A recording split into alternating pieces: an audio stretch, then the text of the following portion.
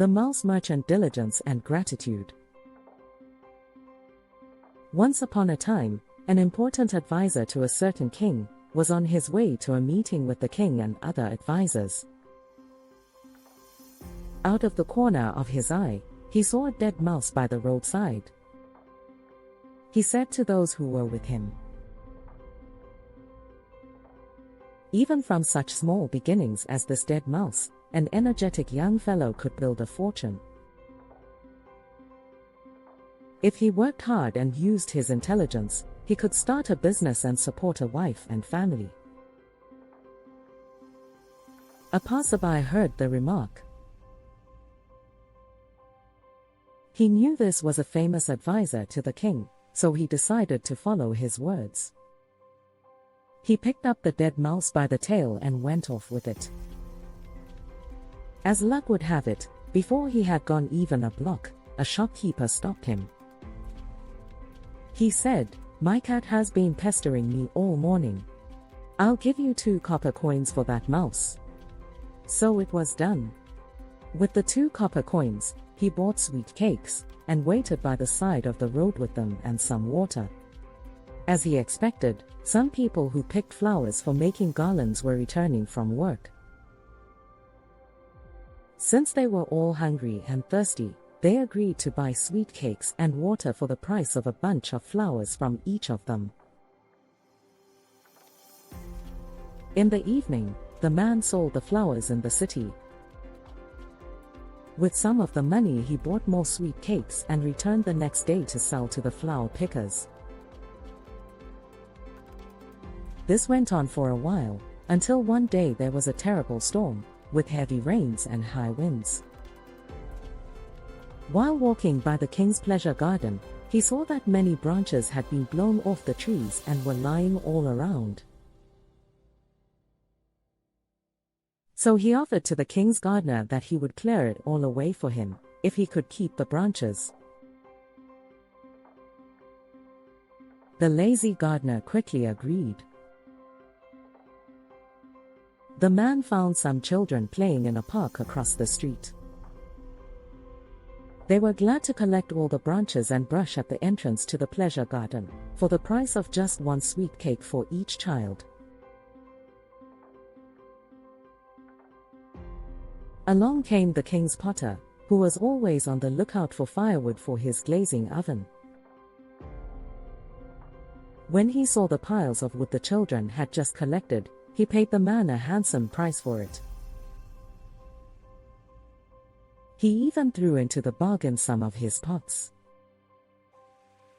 With his profits from selling the flowers and the firewood, the man opened up a refreshment shop. One day all the local grass mowers, who were on their way into town, stopped in his shop. He gave them free sweet cakes and drinks. They were surprised at his generosity and asked, "What can we do for you?" He said there was nothing for them to do now, but he would let them know in the future. A week later, he heard that a horse dealer was coming to the city with 500 horses to sell. So he got in touch with the grass mowers and told each of them to give him a bundle of grass. He told them not to sell any grass to the horse dealer until he had sold his. In this way he got a very good price. Time passed until one day, in his refreshment shop, some customers told him that a new ship from a foreign country had just anchored in the port. He saw this to be the opportunity he had been waiting for. He thought and thought until he came up with a good business plan. First, he went to a jeweler friend of his and paid a low price for a very valuable gold ring, with a beautiful red ruby in it. He knew that the foreign ship was from a country that had no rubies of its own, where gold too was expensive. So he gave the wonderful ring to the captain of the ship, as an advance on his commission. To earn this commission, the captain agreed to send all his passengers to him as a broker. He would then lead them to the best shops in the city. In turn, the man got the merchants to pay him a commission for sending customers to them. Acting as a middleman in this way, after several ships came into port, the man became very rich. Being pleased with his success, he also remembered that it had all started with the words of the king's wise advisor. So he decided to give him a gift of 100,000 gold coins. This was half his entire wealth. After making the proper arrangements, he met with the king's advisor and gave him the gift, along with his humble thanks. The advisor was amazed, and he asked, "How did you earn so much wealth to afford such a generous gift?" The man told him it had all started with the advisor's own words not so long ago.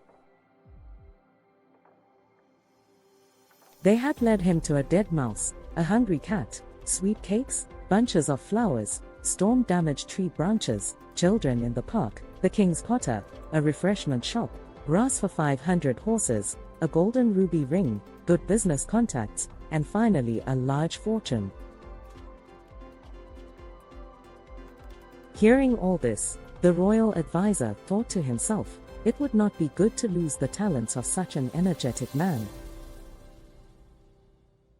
I too have much wealth, as well as my beloved only daughter. As this man is single, he deserves to marry her. Then he can inherit my wealth in addition to his own, and my daughter will be well cared for. This all came to pass, and after the wise advisor died, the one who had followed his advice became the richest man in the city. The king appointed him to the advisor's position. Throughout his remaining life, he generously gave his money for the happiness and well-being of many people. The moral is, with energy and ability, great wealth comes even from small beginnings. Thanks for watching.